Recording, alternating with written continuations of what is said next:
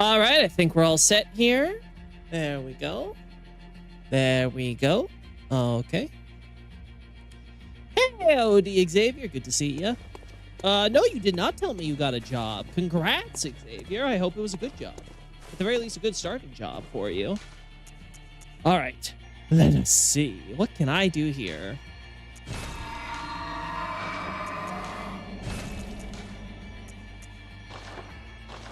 Oh, did I not?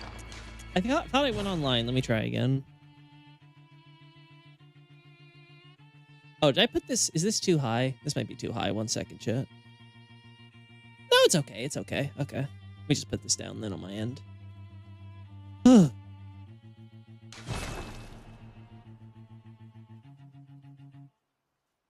Yes.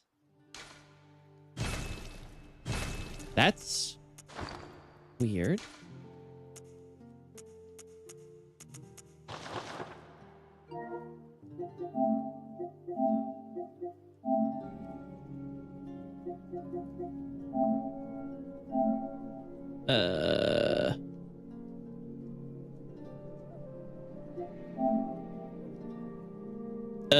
Huh. Well, we'll see how this goes. It's not working, so. Well, it's beginning coming? No, it's not.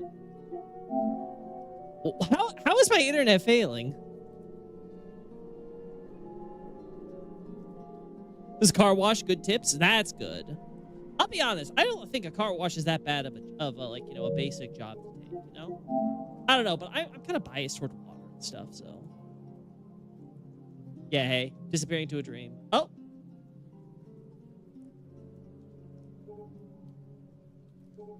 Yeah, I don't know what's going on here, Chad. It's not working. I should double check to make sure the online stuff was... I just don't get why it would be failing.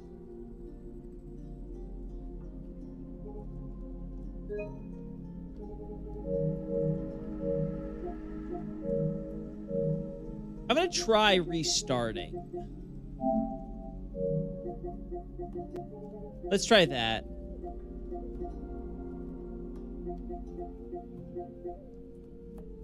Yeah, so after this stream, we're not going to be doing, I'm going to be gone for the next few days, so no streams. Again, I know I haven't been streaming that consistently lately, but cut me a little bit of slack, okay? Just a little. Not asking for much, am I? Oh, there we go. Okay. Restarting. All right, let's restart the PS5. See if this thing actually works. Boo, boo, boo, boo, boo, boo.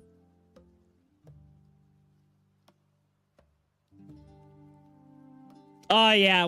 I can imagine weekends would be pretty bad. I can see that.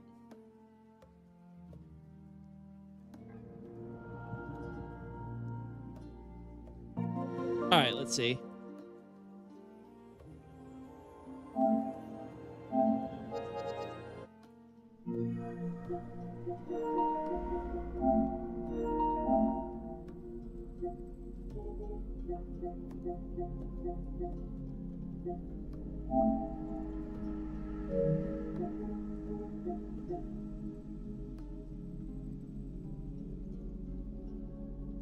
It's the same as usual, but you're telling us beforehand.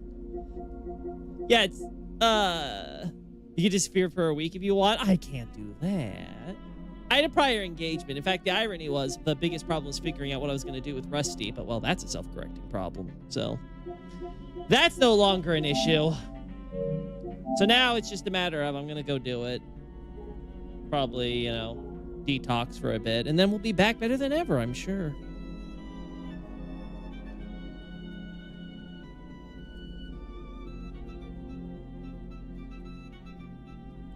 Ay.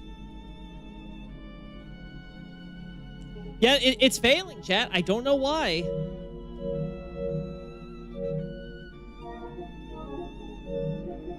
This is so bizarre. I was gonna turn the PS5 off now. I thought restarting it would do it, but let me see if there's...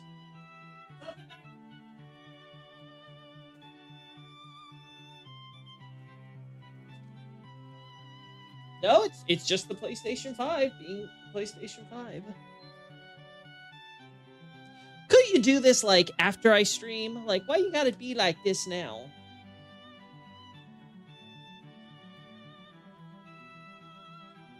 Oh.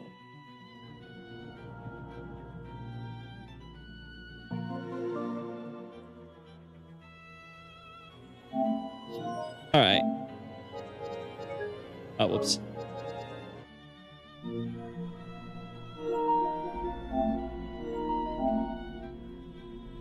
Yeah, it just instantly fails. What is going on?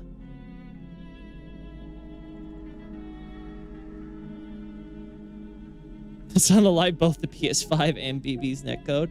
Yeah, I just don't get why. Oh, it's connected. Wait, it was connecting. Well, now it's failed. Yeah, connect to the internet.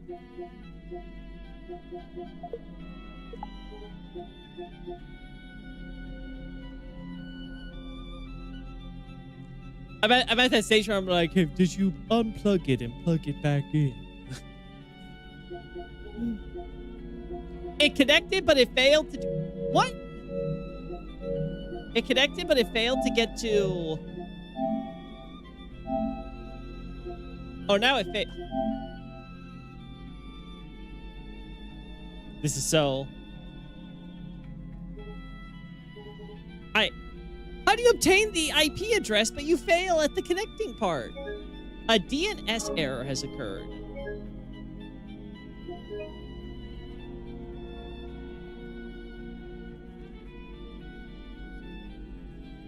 Yeah, I have no idea.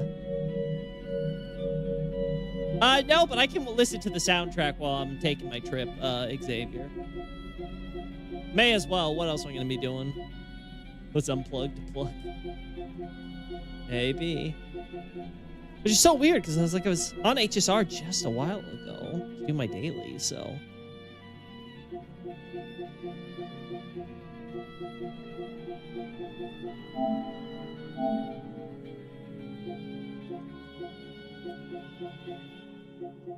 What do you mean connected but failed to network? All right, I'm going to try this manually, chat. I'm going to try setting it up. All right.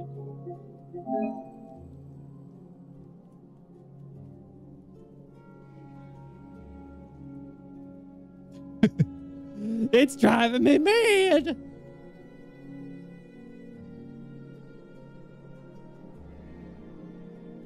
Claims it's connected. It's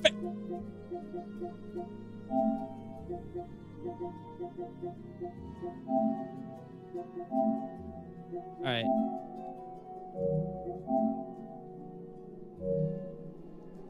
No, not that.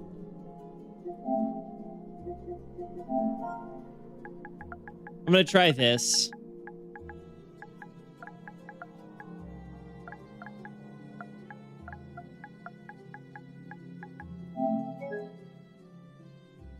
Oh my god.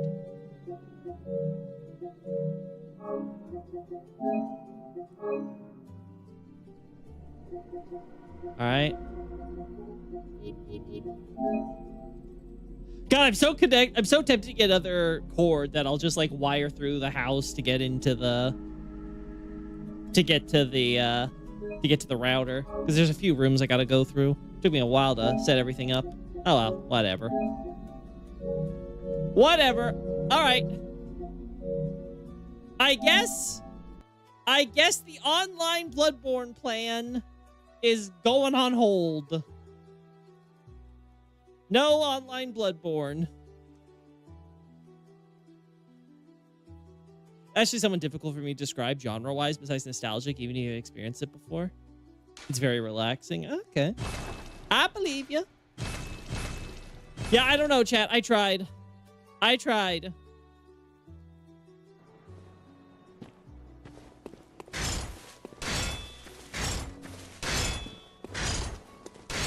I have no idea.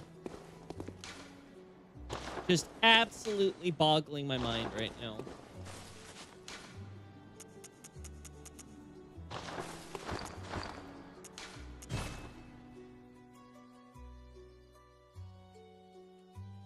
Let's switch to another character while we're at it.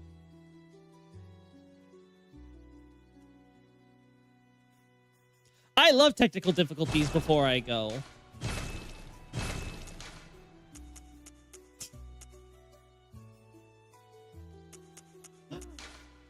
I forgot about this one.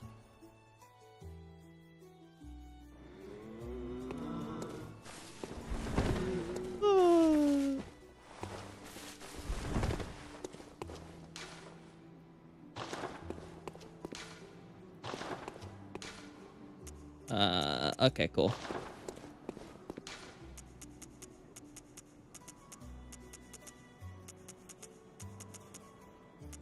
I guess we'll go to Hemwick.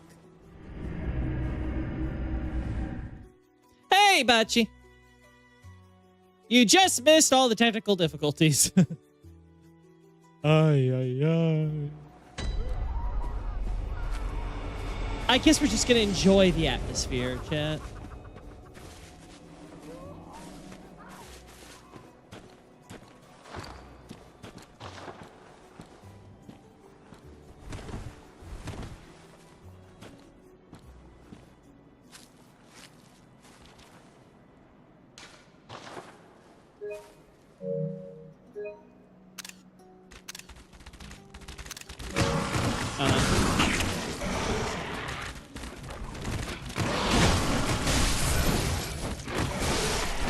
I recall seeing one of these guys when we were going through, was it Is or somewhere else?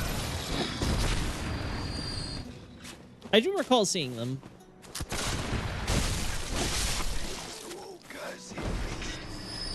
Let's just get rid of great ones and feel better. Maybe that's the trick. Yeah, hi.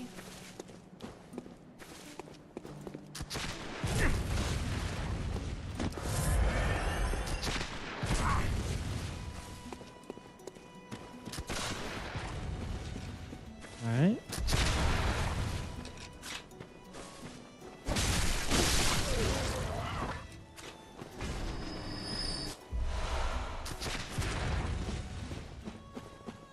There we go.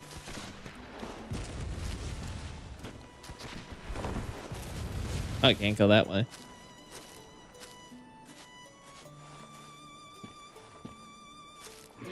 Nope. You can't have any fun here. Enemies just see you right away. I'll say I do enjoy how this area looks at night. The area I never go on repeat playthroughs at all. I love Hemwick's probably. I think Hemwick might be my favorite area in the game. Like, I just jive with it so much in terms of visuals and atmosphere and everything. Like, I just love Hemwick. I think the only thing that could possibly beat it is maybe Upper Cathedral Ward. I really like that one too. I don't know. I feel weird about Yahar Ghul. Like, there's a lot of stuff I like about it, but for some reason it just doesn't click to me in the same way. Even though I do kind of like the Mensis aesthetic. Yeah, I agree. I am. It's definitely up there. Although green, everything else looks. Well, I guess I should say nothing looks compared to these ferns. Like, why are they the most vibrant green out of everything here? Like, it feels like this is wrong. Like, am I crazy, chat? It feels like it shouldn't be this green.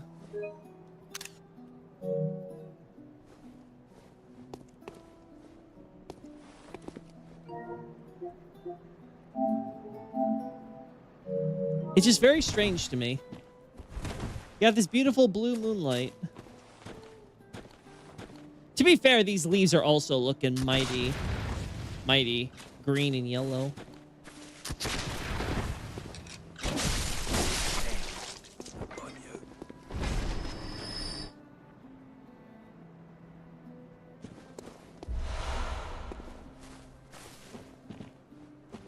Hemwick's probably the most forgetful area to me. Like, I have no idea what it looks like at this moment, even though I played the game twice.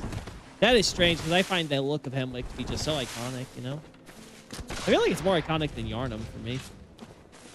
Yharnam, you know, You've seen one street in Yharnam, you've seen them all.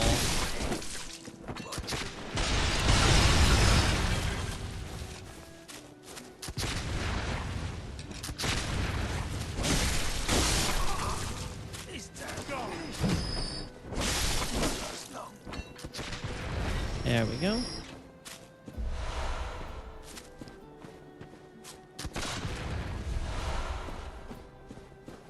I like Cainhurst, although it's pretty barren after you beat Logares. Cainhurst is a weird area for me in that I like the you know, the impact of when you first get there, but as you explore the place, you're like, wow, this castle is really shallow. That's the problem I have with it. Oh.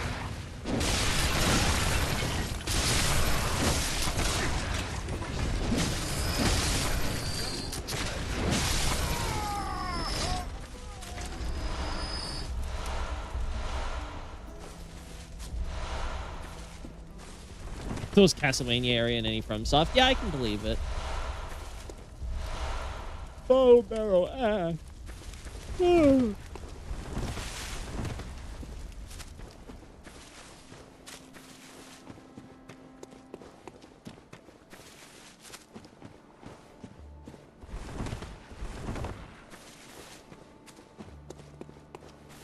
Yeah, you got the cool little graveyard thing, right? Then you make it all the way here. You have that imposing mansion. You open the doors here, and voila. Like, damn. The little spires, the homely village, the manor in the background. I think it's even better looking in the day. But even at night, it's got that eerie atmosphere. See the little tunnel thing over there? Houses. What's the lore explanation for the ghosts in the game, to be honest? How do I put this simply? Ghosts are just a manifestation of the wills in blood. Same as most anything else that you see. So the blood. Okay, how do I put this? Okay, so to give like a very simple, an overly simplified crash course, blood is split into two sides. There's the physical aspect of blood, which is, you know, the ready, you know, tangible stuff we're familiar with. And there's the spiritual aspect of blood, which we see manifest in stuff like the cosmos and dreams and things like that, right? Now, they each have their qualities, but they're both part of this unified ether, which makes up the entire universe. As a result, the will, which is the source of life that exists in blood, and also the source, of course, of change and evolution and everything, because everything, again, ultimately comes from blood. The world is quite literally blood-born. As a result of that, that will can manifest into forms which aren't necessarily fully tangible, right? Especially when it's tapping into that arcane, abstract, emotional, spiritual side. And that is what manifests a ghost and all the supernatural stuff that goes with it. Keep in mind, when there's talks about miraculous, wondrous, arcane, occult, whatever it is in terms of powers and things, that's all using the same term that means like a mystery, but it's specifically the kanji reads as the secret of God. So it's the idea that it is knowledge. It's the knowledge that only God knows. You know, these hidden truths about the world that is only within the realm of deities. This is what Miyazaki's playing on in terms of everything related to the arcane and the supernatural. How does Hemwick tie into the lore, everything else? Ignoring the Chalice dungeons and stuff, in terms of the main plot, it's relevant because it is the ash that is being produced in Hemwick, which is used by the Healing Church in order to ultimately cause what we know as the Old Yharnam incident. It starts out as the Ashen Blood Disease, and then it becomes, obviously, them trying to deal with all the resulting beasts, and then ultimately burning Old Yharnam. So Hemwick is sort of a very important agent there. It also serves as a connecting point to Cainhurst and stuff like that. So in terms of the wider world building, it's kind of important to help contextualize stuff like the servants of Cainhurst and things of that nature.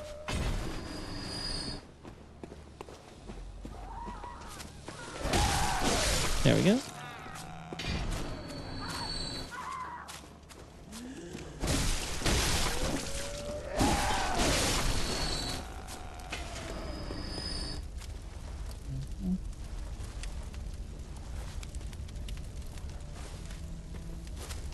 That's painful.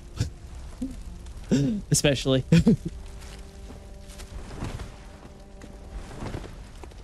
Is that distinction between Blood Will and Blood Spirit, why they're both Blood Tinge and Arcane stats?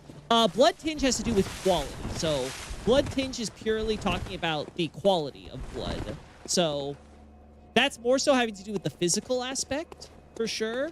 Arcane would definitely be, yes, more about the mental, spiritual stuff, because that would bleed over into stuff like the mind, not really the brain per se, but the mind, the spirit, the soul, right? Again, it's rather interesting when you look into the context of how things have evolved. Like in Demon Souls, the soul was the source of the mind, but it was separate from life. So therefore, when you have soul starved, you end up having entities who are alive, but they are mentally devoid. Then in Dark Souls, this evolves into, well, soul is the source of life itself, so you can't separate the soul from the living body, which adds a new question about, okay, well, then what animates the soul-starved undead in Dark Souls, which, of course, that's where the whole humanity and, that whole theming comes in for Dark Souls' storyline. And then finally, you get to Bloodborne, where they just start being like, okay, well, now it's not just the source of life and the physical, it's the source of all things, right? So it's sort of like this kind of like increased like sort of unification of the idea of, the mind, matter, and of course, all of creation. It's kind of interesting how Miyazaki's thought process on this has evolved over the course of his franchises. And then Elden Ring, I can't tell you what. I can't tell you how runes, where runes fit into all that. One of these days, I'll do a Bloodborne cosmology. I think I killed the friendly crow.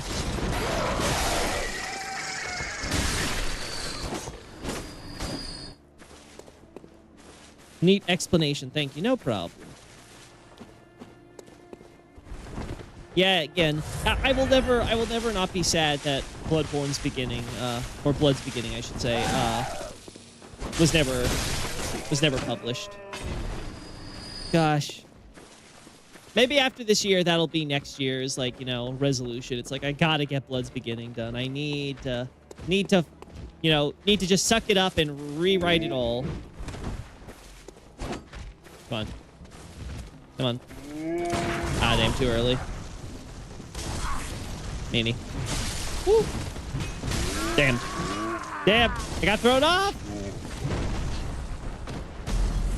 That was your dumb death. I should not have done that.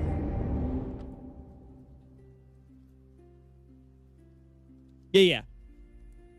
Again, in comparison, Dark Souls separates obviously souls from rock, which is the primordial element in the Dark Souls universe, right? Rock is the fundamental to all things. Souls are the power of disparity that is produced by flame, which becomes the change agent, which causes rock to be reformed and stuff like that. With blood, the blood itself is the change agent and the primordial element, right? Like, that's why we see blood produce flora, it produces fauna, obviously, produces rock, right? It produces everything, right?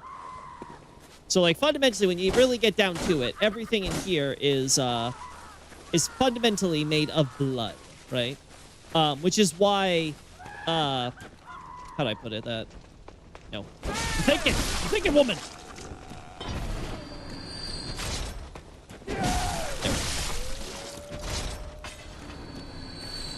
Which is why when you, the wording will come to me. Damn old hags, making me lose my train of thought.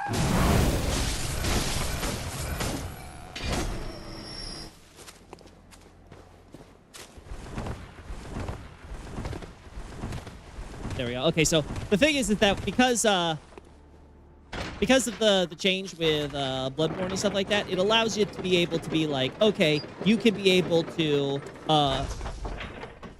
encounter so many different forms of both physical and spiritual beings that are technically products of will, because that is the essential element of blood in terms of the spiritual side, is that, you know, blood has a will, and that is what animates life and things like that. But it's not necessarily something you need to get from actually killing things with actual blood. These blood echoes or wills, specifically last wills, right? The final will, right? That you inherit can come from even ghosts and stuff with all their big spiritual, shadowy, you know, mist stuff. And, you know, they don't bleed. Point.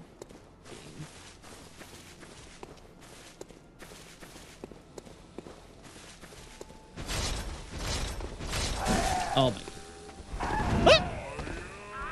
All right, that one I kind of deserved. That one was just me being a dumbass.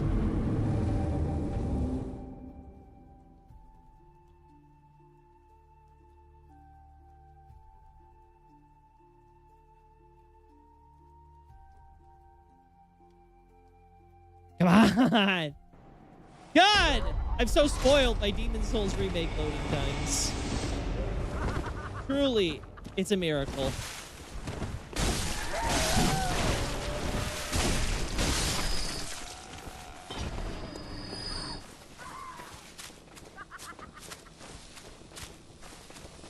It's a Loki stream, oh yeah. Now you know it's a Loki stream. I'm not a pretender. I'm not a beast in human skin. I'm the legitimate Loki. Skin Hunters, wonderful blood gems. Where was there another lady around here? Oh well.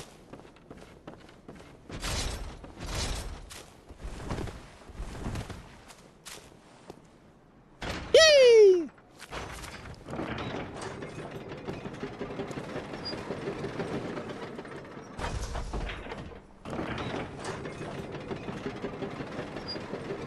I will say, I do like the world building and stuff in Bloodborne, but obviously Dark Souls has several games advantage on it in terms of giving its world history and, you know, just expansion on its concepts and ideas.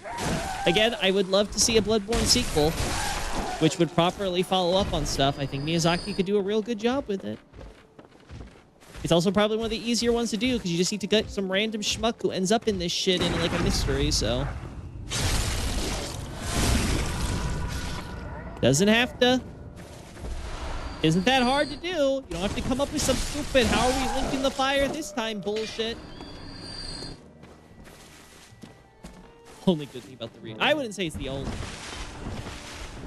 I don't know why, but Acer Aesthetics is dragging up some people, though, or I guess talking positively about the remake or something. Like, did something happen? Is there a reason why there's, like, a lot of chatter about it now? Or is it just randomly that people decide, you know what, it's been enough time. I now feel like talking about this thing that happened. Dory, Loki, the next day to play will announce the Bloodborne remake for sure. It's gonna happen, guys! It's really gonna happen this time! I swear!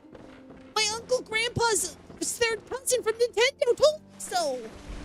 Believe me! Yeah, of course, sure. It'll definitely happen. I'll watch the Acer Aesthetic stream, and this time he wouldn't lie to me. No, I'm not in an abusive relationship. Why'd you ask?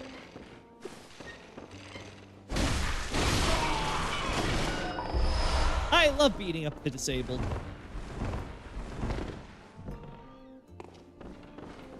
I love just kind of locking them in a barn. And just randomly giving them a good whack.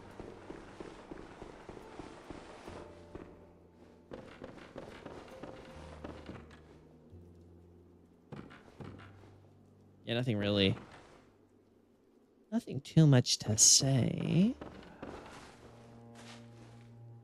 Yeah, just typical, like, you know, some books and stuff to read, which, hey, listen, if you're stuck taking care of a barn, I'm sure you'd want some time to take a break from smelling the manure and just kind of read a book. Someone just said the remake is good and everyone got angry, including me. Here's the thing. I am perhaps one of the remake's biggest defenders. I am its biggest apologist, and the best I can say about it is mixed. It does a lot of good things. It does a lot of not so good things. It's a bit of a mixed bag.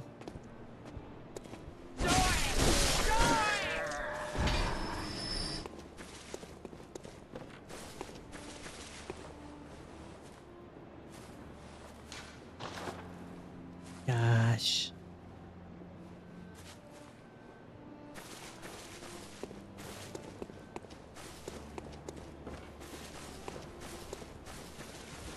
But yeah, I'm not one of those people who would be like, Bluepoint, they could never make another remake again. Don't let them touch From Software. I would just say, hey, Bluepoint, learn from the criticism. You did really good on the technology side. Just get a better art director. Like, I beg you, get a better art lead. Don't make a generic Hollywood schlock. I don't need all the enemies to look like they're from Doom and Left 4 Dead. Like, seriously. You are doing a disgrace to my country. Everyone's gonna look at it and be like, yeah, that's American, all right. Someone took the Japanese product and Americanized it. Like, come on, seriously. Everything had to look like it was a Hollywood blockbuster action? Really? You had one job.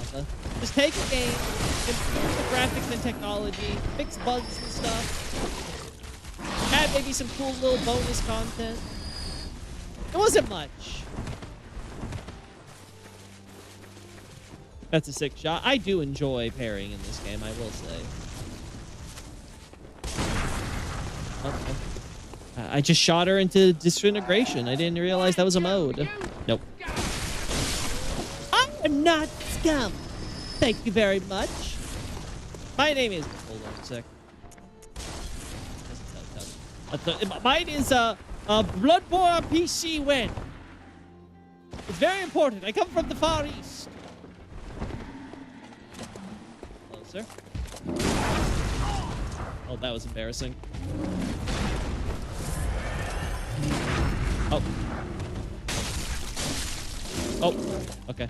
Oh. Okay.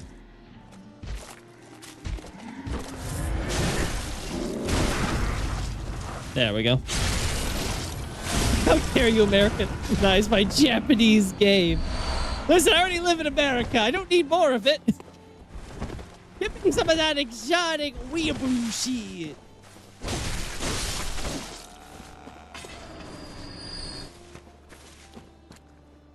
Always like being able to see Caners from there. Again, I think the ability of From Software to let their maps feel more interconnected than they really are has always been a boon. I think it's one of the problems that the DS2 devs didn't realize is that that illusion is very important, and you breaking that by making it so difficult to believe the transitions from one area to the next really, really, really does a number on you. It's like, listen, guys, you're only supposed to be able to... You can only get away with it if it's underground. Oh.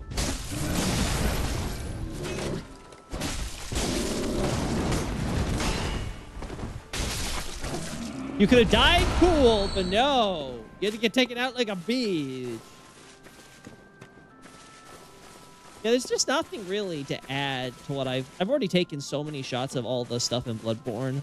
I've looked over the details so closely at this point. Like, all my existing articles pretty much cover. Like, the only thing I really want at this point are better shots of the enemies in-game. That's only going to happen if Bloodborne comes to a percent. And they add a camera bot! I beg you to attack me! Don't just bring it, port it over! I'm not asking for much here. When Trails in Azure makes better just Dark Souls 2. Yeah, that is a shame.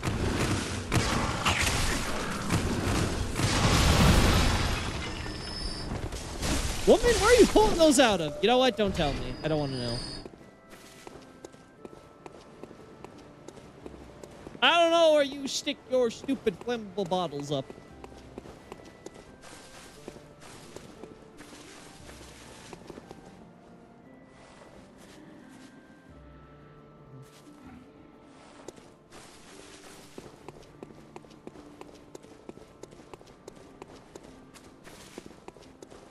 Always appreciate the Canehurst pillar here. You know, it's like, hey, wait here for the pickup.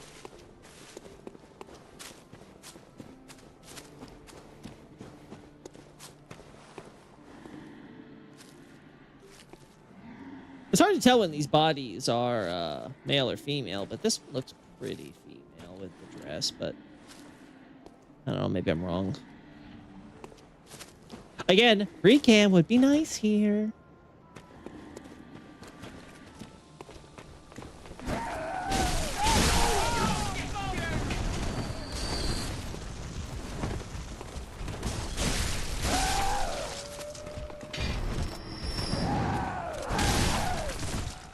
All right, buddy.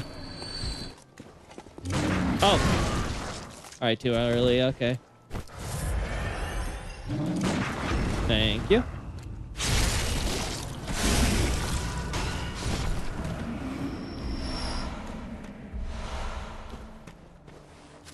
Yonam! Very cool. I don't remember if this is accurate, though.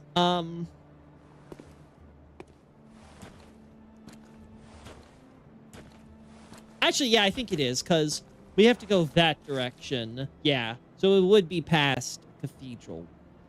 Yeah, it would be past Upper Cathedral Ward. Yeah, because this would be the Grand Cathedral over there with the clock tower. That would be Upper Cathedral Ward, and then we would come out, I think, somewhere in that direction, if I recall. I think it's somewhere over there, or maybe slightly more over there. We'll check it out in a sec. Hey, hey, hey! I would have liked if there's more stuff up there to kind of give you an idea more to this place, but I get it. Do you believe in floating horses? Because Pumpkin got you covered. At least they're existing horses. There we go.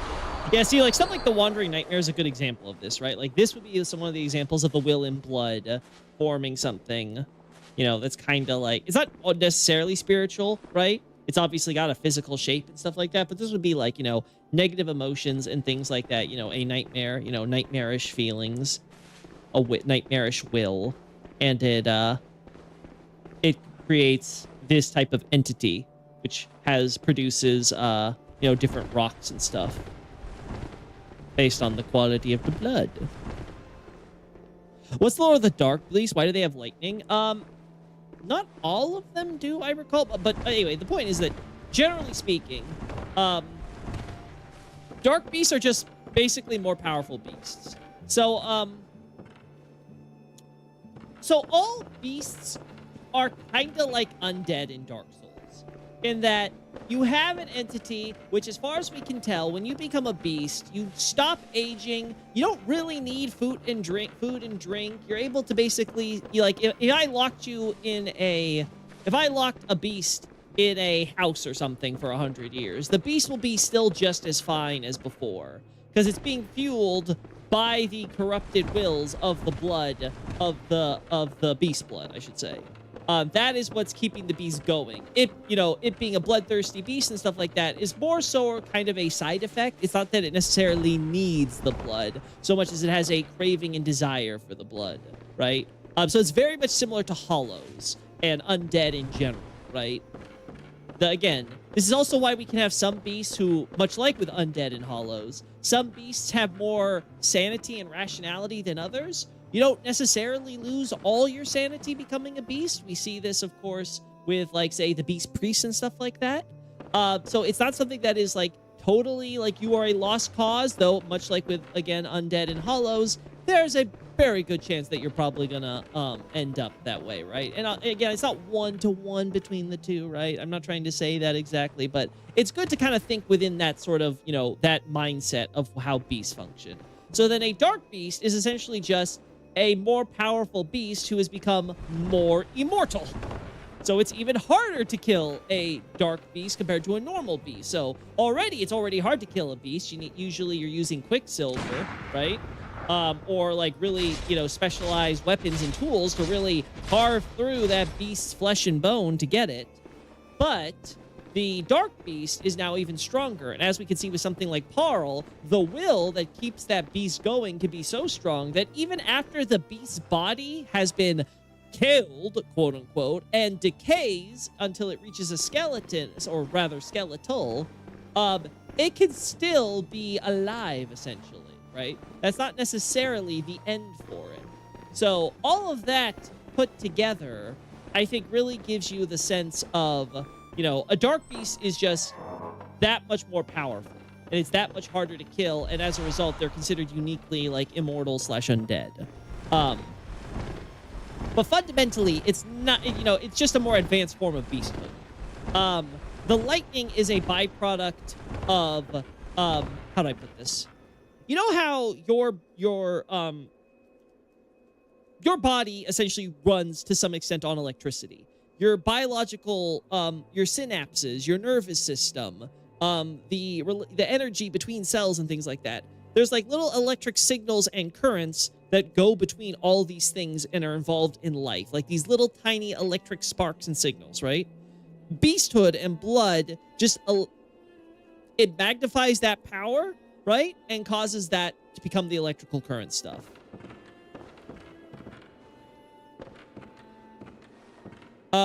Did you sail the 7 seas on the PC, if you know what I mean?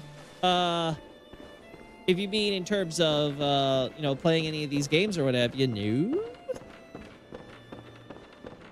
I would love to get Bloodborne on PC, but as far as I know, there's no, I haven't even looked into illegitimate means of which to get that working.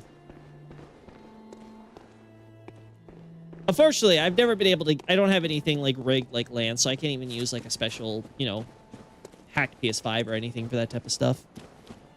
But anyway, yeah. Dark Beasts are really not that like crazy relevant. Again, they appear a little bit in the old Yharnam incident with stuff like Parl, but they're not like a major force, right? Like they're just kind of like the odd, you know, super enhanced beast. And you might get maybe some more of them under certain conditions, but like, again, there's never a big thing where it's like, oh no, yeah. This happened a lot with this specific incident that caused so many Dark Beasts to appear or anything like that, no. It's kind of like one of those things where you can expect, like, maybe like 10% of beasts are going to become Dark Beasts or something, just in a random population. Maybe more if you're, you know, enhancing the quality of the transformation through stuff like, again, the ash put into the blood treatments that cause the ash and blood disease, for instance.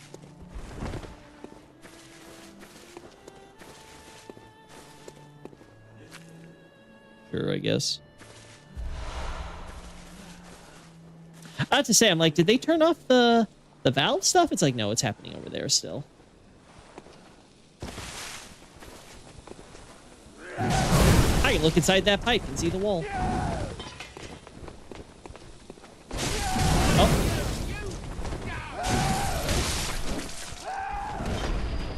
Just to be safe.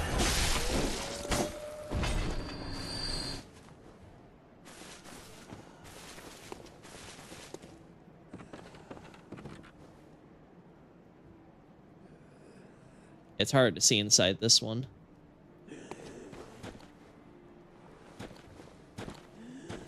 Yeah, same thing. Yeah. Ah! Ow! Oh, yes. I'm surprised it didn't kill me. What about delaying the transformation like with the clerics? That's more so about backlash. That's like causing a build-up, right? You cause a build-up, so it causes, you know, when you resist, you're causing, you know, it's like when you...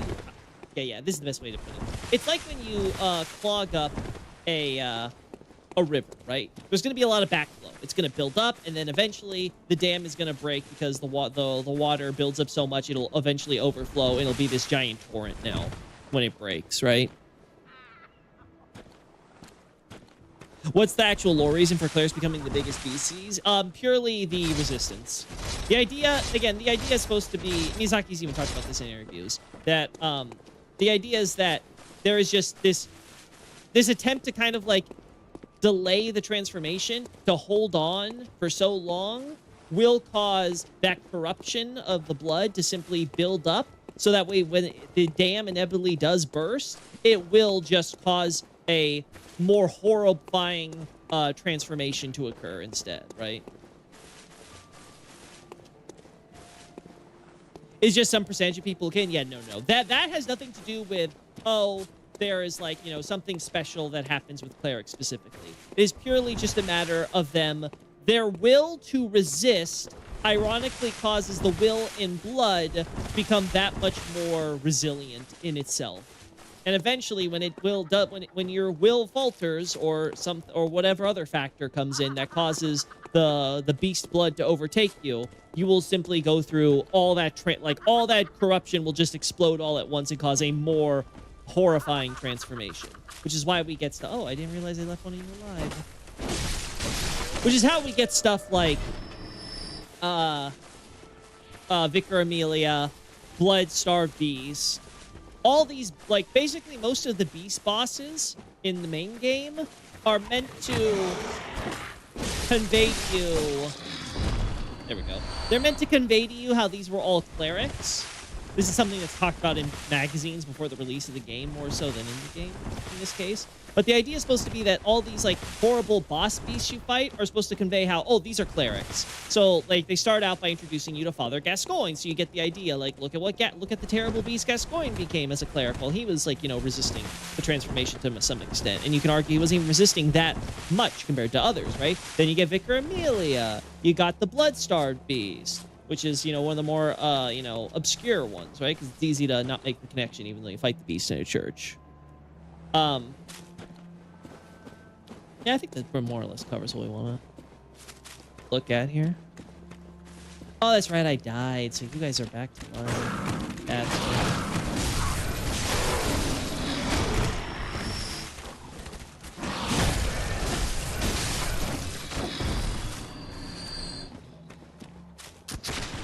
God, I hate that. Yeah, no, so, when it comes to cleric beasts and stuff like that, it can be controlled just by you not trying to hang on for so long. Obviously, the point is that Lawrence became the most terrible beast, which is how we get, god damn, what is he called in English? Oh, Bloodletting Beast, that's right.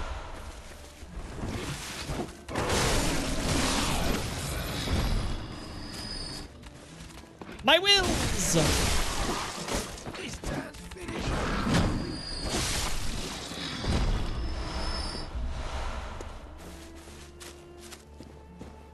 There we go. How come the clerics are able to resist, I guess is the question. Faith.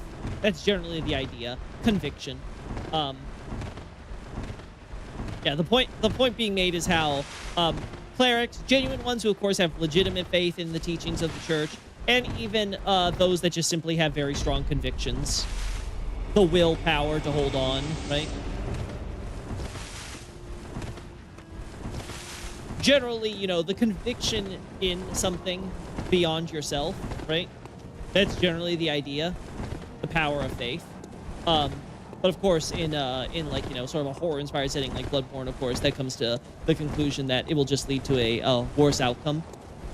There is no hope in this realm.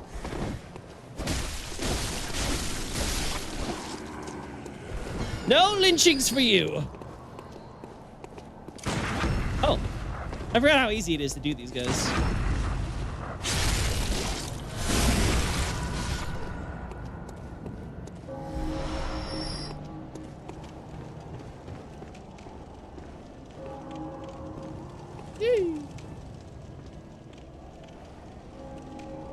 God, I love our many-eyed abominations on the front door. They're so cute.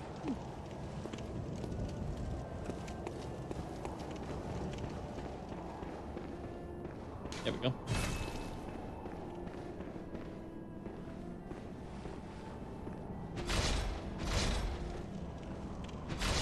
I wish they would let you lift torches.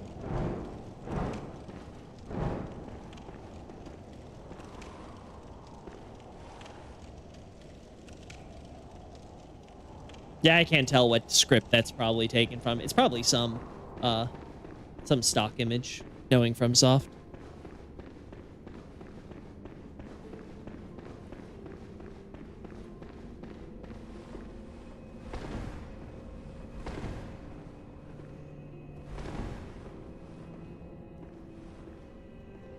Mm-hmm.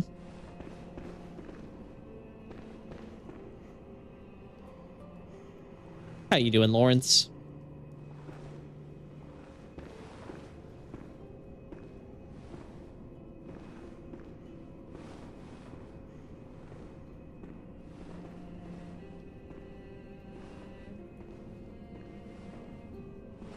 Man.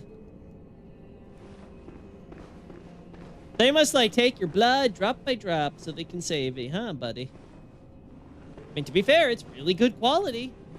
Good quality blood for treatment. Good old ministration. And, of course, you got the chair of St. Peter.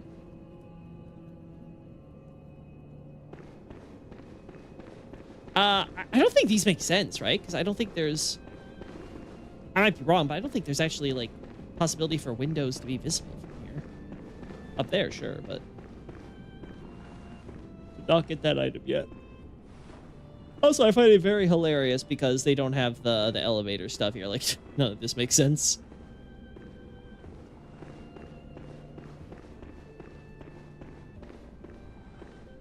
Are the little nightmare beasties that you were talking about earlier out and about because of the moon/night of the hunt, or do they just exist? No, because you can see them during the day too. Well, you know, before nightfall proper happens. Generally speaking, it's just because of all the horrors that are happening in Yharnam. You know, all the crazy arcane stuff, creating, like, you know, nightmarish wills and things like that. You know, all that jazz. They become more common in stuff like, obviously you have the dungeons, but also stuff like actual nightmares, because, you know, the actual nightmarish feelings, of course, are happening in places that are actual literal nightmares more often than not, as you would expect. Oh, good. I kept at least one of them alive. What about the other one? Where's our pal?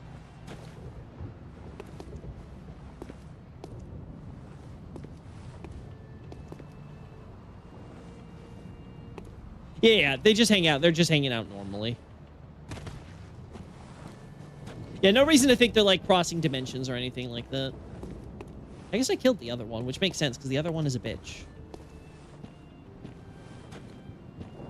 Yeah, I think I remember. This was probably the account where I got shots of the one, then I killed them, and then I got shots of the other one, because I wouldn't have to worry about the other one trying to kill me while I was trying to grab them and aggroing.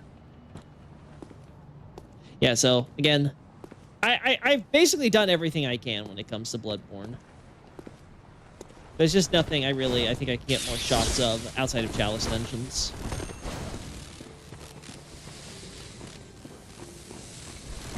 Hello, friend.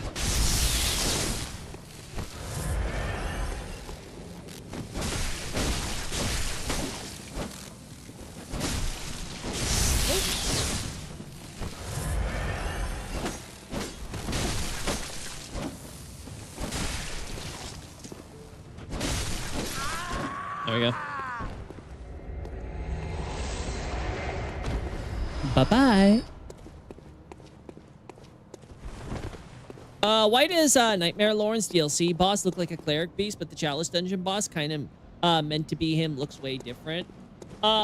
Because the Lawrence we fight in the Nightmare is just that, a nightmare. Like, it's meant to be. It's kind of like Ludwig. Ludwig never became the Ludwig we see in the Hunter's Nightmare. He becomes the forgotten madman who we see in the Chalice Dungeon. The what's it called? The Hintertomb Dungeon. I think it's Lower Hintertomb specifically, right? It's like Ludwig never becomes the horrifying beast monstrosity we see. That is purely a development and product of his, not reincarnation, but, you know, his reborn form in the Nightmare of Kos, right? Or I should say the Ghost of Kos, right? The Ghost of Kos creates the Hunter's Nightmare, and so all the souls, right? And God, I hate going. Okay, again, quick crash course. In the cosmology of Bloodborne, the qualities between the physical and the spiritual naturally are very different. Part of that is that the physical is is by its nature transient. It is finite. Whereas in the spiritual, it is infinite and all-encompassing. Therefore, you, as you exist in this world, obviously can eventually die. And your story, your existence, your mark on this world will to some extent end. However, in the spiritual realm, it is like an Akashic record. It essentially acts as a spiritual recorder of which your existence, your history, your soul will forever be recorded inside the massive spiritual cosmic computer that is the cosmos, you know? It is this just sort of ever-growing, ever-expanding, infinite spiritual record of all things in existence, which is why those with mastery over that spiritual side of blood, like the Great Ones, can create nightmares and dream worlds by manipulating that record, and essentially kind of like how a video game generates assets ad infinitum in order to construct its game world. That is how it works in Bloodborne for the Great Ones. They are essentially game devs. Now, the game dev, who is Kos, or rather the ghost of Kos, because it's not really Kos, it's really kind of her resentful will after death, right? So it doesn't have the same consciousness as her, right? You know? It's not the living Kos making this decision, as it were, right? It's more so her leftover, dead, resentful, vengeful will. But the point is that the ghost of Kos essentially creates the Hunter's Nightmare. And a part of it is essentially taking all the completed soul records and resurrecting them in the nightmare for the purposes of forever tormenting them endlessly, right?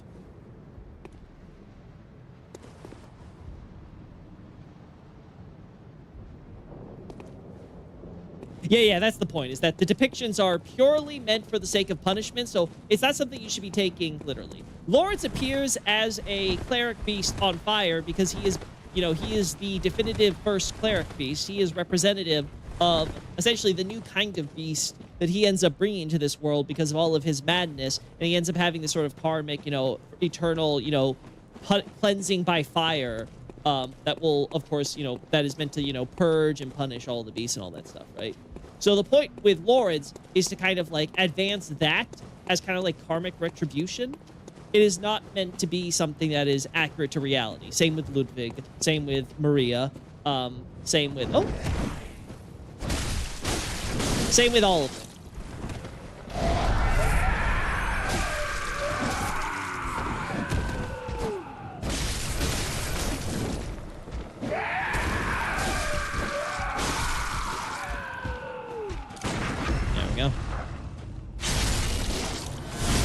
Great Ones are godlike game developers. Yes, essentially. That is essentially the idea, is that if we consider the setting of Bloodborne to be a sandbox world, Great Ones are the ones that unlock the dev kit to that sandbox. That's what it means to become enlightened, is to finally understand how to press the tilde and enter God mode. It's definitely a copy of the soul and not the original soul itself getting sent to the nightmare, or is the question not precisely sensical, as in the souls are in some capacity infinite? Yeah, that's not really the right way to think about it. Again, like I said, blood has two aspects that simultaneously are true. There's the physical side and the spiritual side. So everything that I do, like, okay, let's take my character. This is my canonical character. Every step my canonical character is taking in this space, as it exists in these moments, is being simultaneously recorded on the spiritual side of blood, which allows this exact moment to theoretically be recreated if someone wants to generate a simulated world, which is what the Chalice dungeons are, right? We are creating, you know, these pocket dimensions that simulate parts of the actual gods' graves. We don't actually go to the real graves that exist below there, which is why we can manipulate the simulation to varying extent with offerings and things like that, right? We're just doing essentially magical, procedural generation and stuff like that, kind of. But the point is that when we're talking about, like, my soul, the soul doesn't exist as this thing that exists inside of me separate from the spiritual side of blood. Just as the blood in me is my genuine soul, so is the spiritual side of my blood, which sort of exists in the infinite expanse of the cosmic record, and is just always there, right? Again, there are limits to time and space that exist in this physical realm of blood. That's not the case, of course, in the cosmic realm of blood, right? So again, that's why I say it's an awkward question, because it's very clear and demonstrated that, like, you know, that's not exactly how souls are. You can't really think of it as like an individual instance that exists separately from the other side in the cosmos. Both are true, which is why we can connect to the cosmos, by the way, right? That's why when you dream, you are essentially accessing subconsciously the cosmic side of blood, you know, that spiritual aspect. That lets you be able to, you know, enter into a cosmic dimension of presumably your creation. And the idea with Great Ones is they learn how to essentially lucid dream. They know how to stay awake while dreaming, allowing them to have greater control through their enlightened knowledge of the truths of the universe that let you be able to do things such as create dream dimensions, right? This is also why the Great Ones, at least in their ideal form, they leave their physical bodies behind while they enter the cosmic realm as a mind/spirit. But the physical body still exists, and its blood is still of Great One quality, even if it has a human form, right? This is sort of the ideal way of a Great One, at least in this side, to enter into. It's to essentially astral project themselves to the cosmic world through the enlightenment or insight. Yeah, it's why getting inside in the game is the game mechanic, stuff like that, right? Like, again, this is the point, is that you cannot separate the spiritual from the physical and blood. The problem that the Healing Church and others do so is they don't understand how to access that spiritual side, which, again, is why it sort of ties into all these Buddhist concepts of, like, meditation and, you know, enlightenment and all that stuff, right? Like, it's all that is kind of mixed, Miyazaki is sort of mixing in, because it ultimately goes into the question about...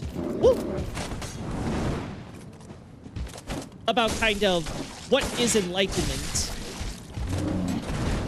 and what does it mean to have complete and total understanding of the universe itself and you in relation to it, to the point that you could transcend this mortal coil and enter a nirvana, right?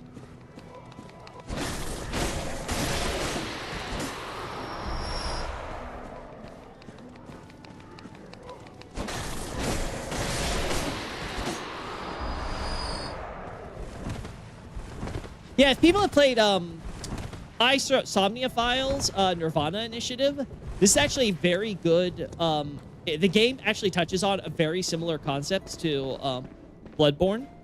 So you can actually, like, it really kind of helps you, I think, for those that, like, struggle with, like, kind of understanding the concepts that I'm detailing here, which obviously I'm a kind of shit explainer, but the that game definitely goes into it and, like, you know, addresses it, right? So if you're someone who likes the I series or whatever and wanna, or, you know, or someone who is interested in doing it, I would recommend playing the series, get to Nirvana Initiative, and it will go into stuff like simulation theory and stuff like that, and really kind of help you kind of get a grasp of sort of the similar concepts that Miyazaki is trying to incorporate here.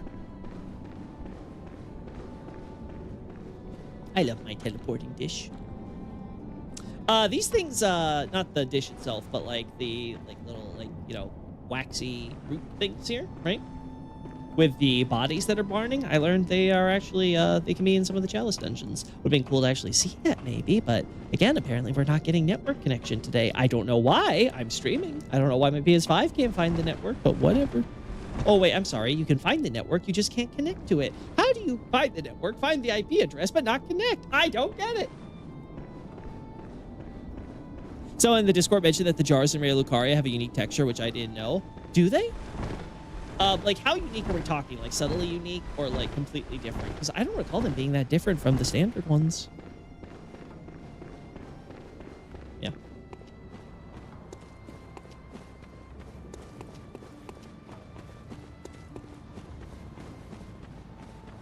All right, we have to go this way.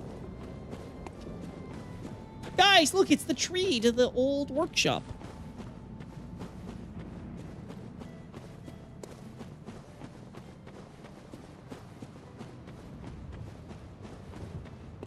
There we go.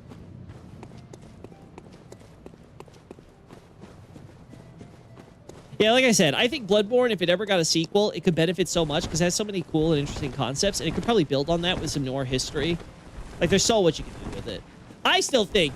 I told Acer this on a podcast one time, but I still think probably the best segue would be have it where the Executioners are the one faction that are left, and they end up creating a more fanatical, like, religious, like, zealous healing church that actually believes all the BS they're saying. Then you can create, like, new sub-factions, like, oh, there are these factions that, oh, they realize the truth and that the church was all BS. It's all about this other stuff with transcendence and becoming gods and all that. and then they're doing like their like you could do so many like kind of like, oh, here's the pseudo choir, pseudo mensis, like it's all as Miyazaki loves to do, it's all happening all over again. Like there's so many ways you can do it while creating like you take it to like a city, like like one of the cities we see like across the like water and stuff like that, like one town over or whatever. And then you have it where like it's open world or something, maybe, so you can like come back to like Bergenworth or something, but it's like this arcane swamp instead of the lake, and like the actual exterior, the building is finally modeled, so you go into the study hall. It's like, oh my god, this is the study hall from the first game or whatever, but you didn't recognize it because you never actually saw the outside of the building, of the school building, because the whole Mensis nightmare thing. And then like, man, it'd be so cool.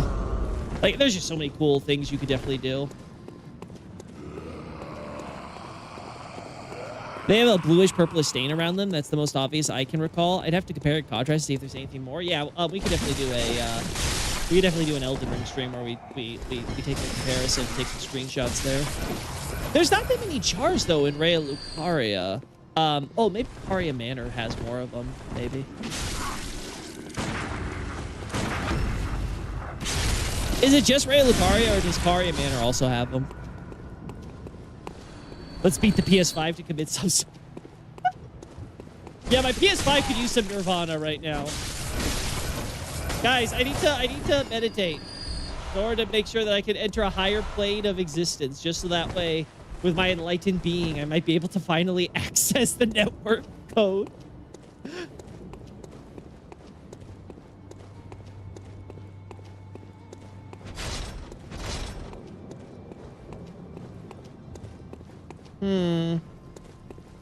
Hey, buddies.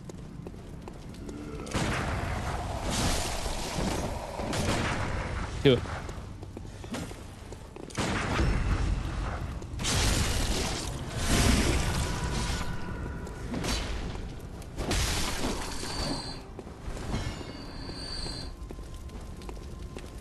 No, there's a couple in a side room on the way to the dog. Oh, there's the small ones, yeah. But I'm thinking, like, in Raya Lucaria, I can only think of a few maybe outside. A few, obviously, with the big one on the side with that room.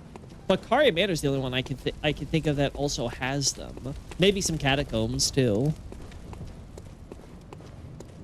You haven't actually checked Raya Lucaria to see? I see. Stupid fat crows. I will say, I love how Miyazaki decided, you know what? I want to make sure that we have giant crows, but I want them all to be so goddamn fat, eating all the corpses here, that they can't properly fly.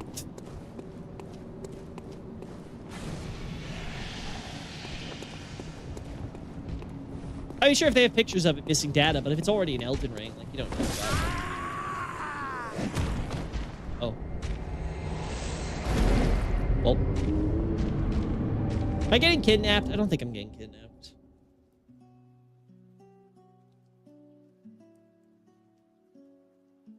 I'm gonna go back to Hemwick, I think.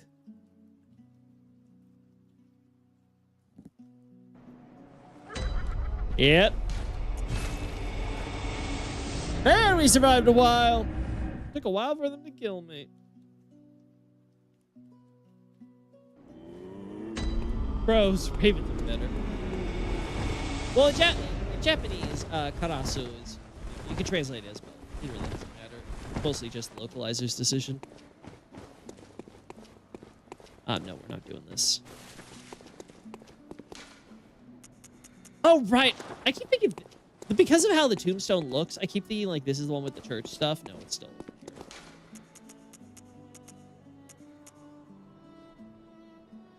Yeah, it was here. How far gone is the world in Bloodborne, do you think? I don't think it's that far gone. It seems pretty normal, as far as I can tell. The outside, like, it seems pretty, like, typical Victorian era, maybe pre-World War I type of setting.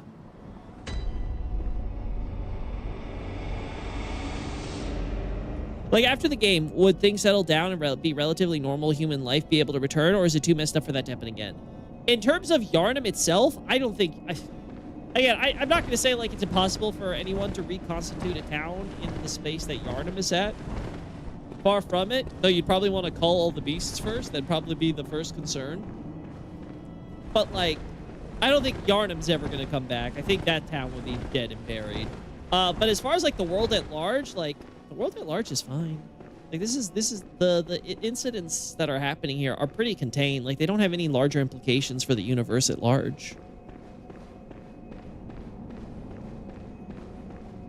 Yeah, I wouldn't say like again, Dark Souls 1 is a fantasy epic, right? Dark Souls 1, 2, and 3, like they're telling a story that is fundamentally about deciding the fate of the world, right? It's very much playing on the hero's journey, right? So this idea of you deciding the fate of the world is kind of like endemic to the themes that Dark Souls is exploring. In terms of Bloodborne, it's your typical Lovecraftian mystery, which means there's some corner of the world where really spooky, creepy, freaky, alien shit is happening, and you're better off not knowing about it. So, like, obviously, by default, the rest of the world, for the most part, is not being affected or, you know, implicated in it. So, yeah, there's no problems with, the world at large. Like, everyone else be chilling, which is why I personally prefer the Gehrman, you know, Gehrman executes you, gets you out of this shit ending. Like, once you get rid of the Hunter's Nightmare, there's nothing really, like, forcing you to stay there. Although Miyazaki would probably think that killing your own presence would still be the best ending in terms of you fulfilling the reason you came there, which was to bring the hunt full circle.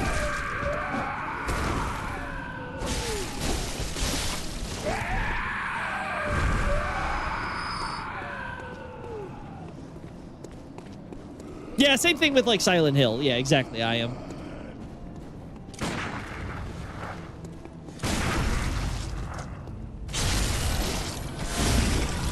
Yeah, I would not be concerned for the world of Bloodborne.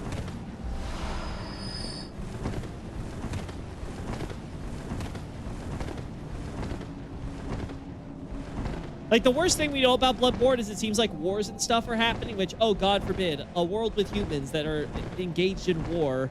Say it ain't so.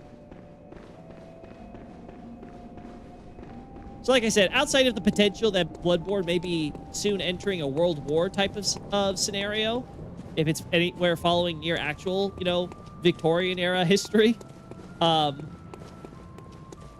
don't think there's much cause for concern in the setting. You did write the note to yourself to find the pale blood. You're right. I did. I did in fact write myself that I was going to find the pale blood and complete the hunt. And I proceed to say, fuck this shit. I don't even remember who the hell I was doing this for. Clearly, I was an idiot to agree to this crazy shit. My buddy clearly didn't explain the full details. See, I can justify this. Listen, I am not a bad friend, okay?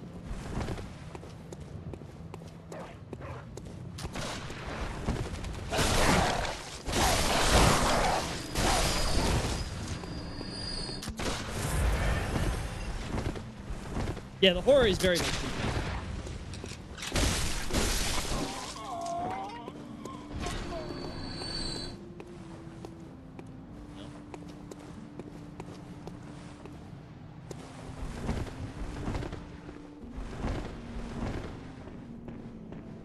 Beans.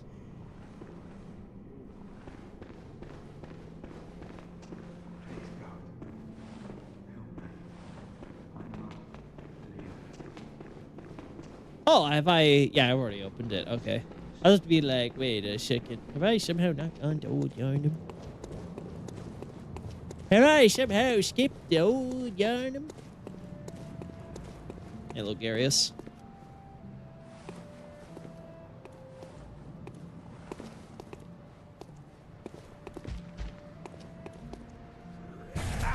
Oh! I did not know you existed, buddy. That's cool. I thought I knew all their locations. I didn't know there was one over here. That's...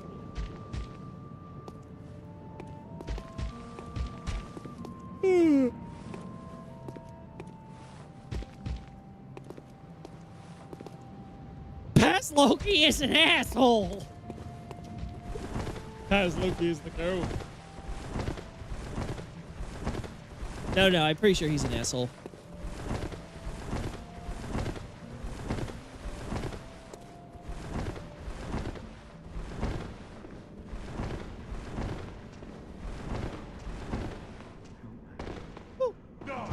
No, but yeah, obviously the game's going with this theme of like, oh, you're inheriting last wills and stuff like that, right? You know, the echoes of you know, the old and all that jazz, right?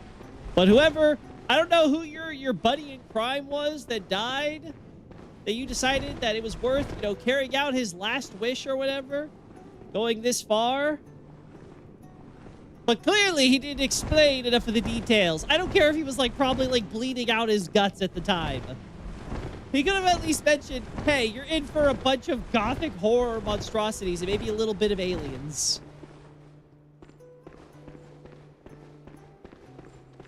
Oh. There we go. I passed Loki's biggest defender.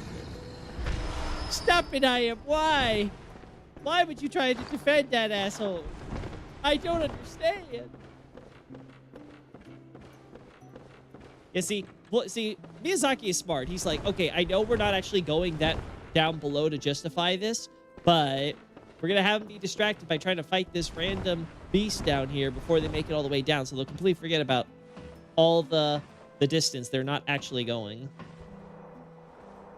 God, for some reason, I've been scarred by DS2. I don't want to go down ladders. It's like, no, that noise! Save me from the noise! Alright. Just gonna do a quick look through here, and then we're done, chat. I think I've been streaming long enough before I head out.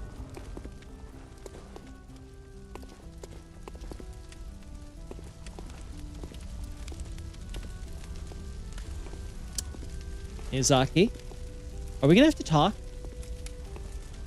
Are we gonna have a talk about making sure that the buildings only clip behind the visible stuff? Are we gonna have a conversation about this?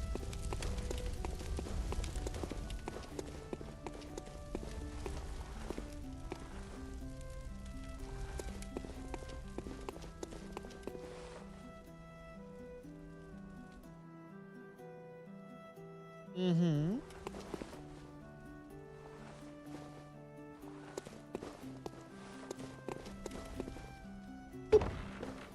Oop.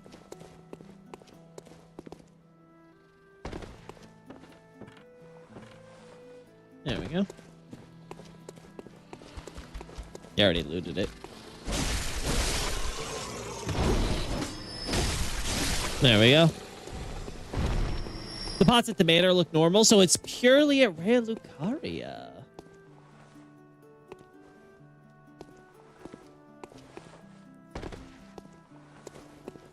Neat.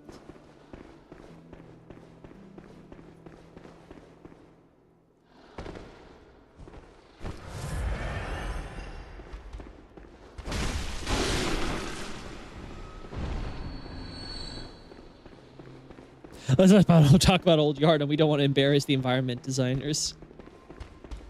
I will say, Yharnam is definitely one of those places where the closer you look at it, the more nonsensical it becomes.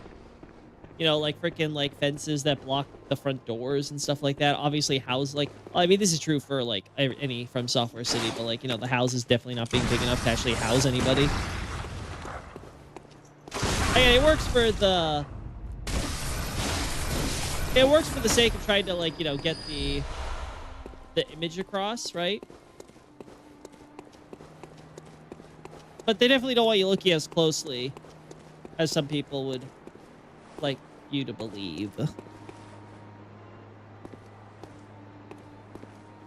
It also seems like the big pot at Raya Lucaria is missing the intricate design around the rim, so it's more of a basic pot design. I wonder if this is like a scrapped idea for them to have more variety in pots, and they just kind of got left over when it came to Raya Lucaria. It definitely is a bit weird that specifically there.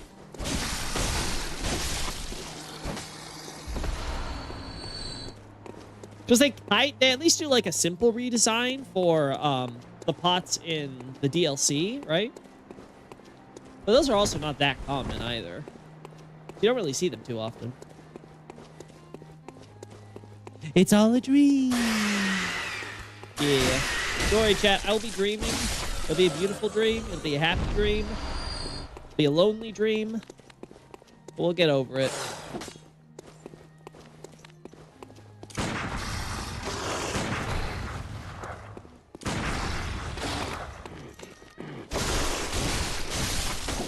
Listen, I gave you your shot.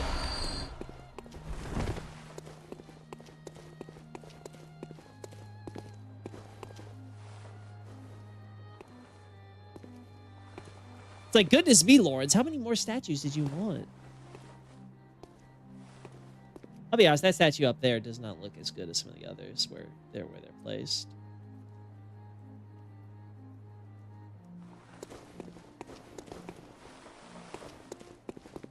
Shaded them all together.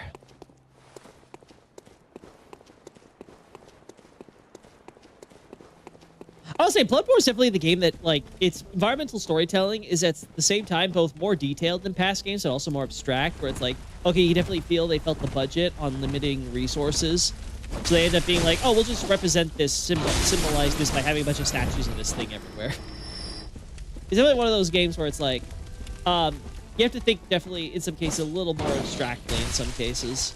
Like, when you're at Caters, it's like, look at this dining table with the statues from, like, up the cathedral world that are also stuff like that. It's like, okay, I get what you're going for, but it's like, who the hell is just bringing, like, little tiny statuettes with cloaks for them to a dinner party? Like, it's one of those kind of, like, silly things where it's like, okay. Okay, you're telling the story, but sure as hell ain't believable.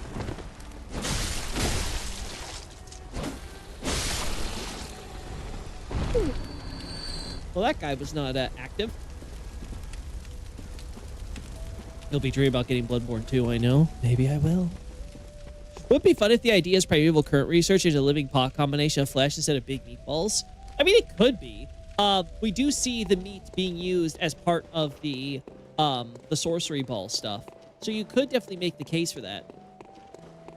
I don't know if we have any plots that is involved in that stuff before either. That might be the only example.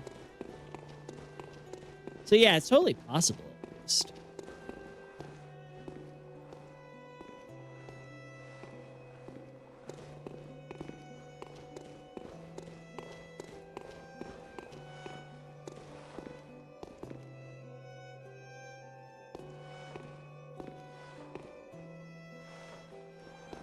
Oh, I don't know why, chat. Is this the exact thing, the texture you see in the Chalice dungeons? I don't remember. Oh, I don't have anything. There we go. Oh, no, I do. Okay.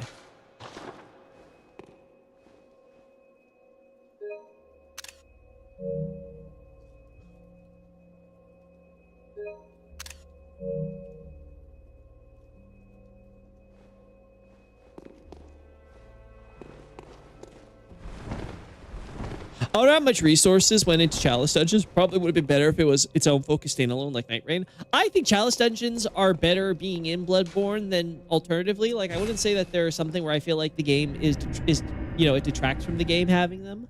But if it was its own standalone, of course it'd probably be better because they'd be able to dedicate, like, if it was its own standalone game, they probably could have dedicated more resources to it. Maybe a bit more enemy variety. Like, just in general. I'll be honest, I prefer getting a Bloodborne 2, though, where we get, like, the actual dungeons, and it's a full, like, okay, we've already done the full open world, like, you know, horizontal slice with Elden Ring. I want to get something that's more of a vertical slice, where it's like, okay, the world in Elden Ring in Bloodborne is actually not that crazy big in terms of open world and stuff like that. But in terms of depth and stuff, like the Chalice dungeons are going to be these really crazy, really unique, like super, you know, huge exploration zones with lots of chambers and catacomb sections and some that are more open, like the gardens we see, and just, you know, stuff that's more like palaces, kind of like Profane Capital, you know, like, there's just stuff in general that really helps you kind of get the feel of, like, you know, the history to these places, and obviously still have the layers stuff, so you, like, you have, like, an Is region, a Loran region, you know, the different Tumeru regions, the Intertomb stuff. Like, I want all of that. I would love all of that. It would be so cool if they actually delivered on something like that. And just made it this giant thing where it's a networks of caves and chambers. You can have some chambers maybe blocked off by rubble and stuff, and you have to find others. Maybe you can, like, get to the other side by taking, like, completely different routes, and maybe you can access, you know, some, like, limited sections from the surface, right? But they get blocked off at, like, there's just so much you can do with it. Yeah, I think it is a good compromise for what we got in Bloodborne. I definitely like that the game has them, but there's no denying that they could have done more, and it would have been. It definitely would have. It's definitely something that is the thing that obviously got the least attention, which it should, because obviously the main game and the main story should have been the main focus. Duh. Yeah, there is a lot of gameplay and story that you get out of it, all things considered. Again, I do appreciate the Chalice dungeons for what they are, but like I was saying earlier with Bloodborne, where you have to kind of think a bit more abstractly about some of this stuff, that becomes even more true in the Chalice dungeons, because it is something that it is trying to describe something in such broad, you know, huge terms that are, it's sufficient for the story it's trying to tell. You don't need to know the full history and all, like, the little detailed happenings in Loran or Is, compared to, like, say, stuff like Yharnam, right? Which already is for some people probably maybe too abstract to follow. But I do definitely feel like it's one of those things where it's like, we're not getting anything too crazy, detailed, interesting, unfortunately. You know, it's the nature of the beast. Beast.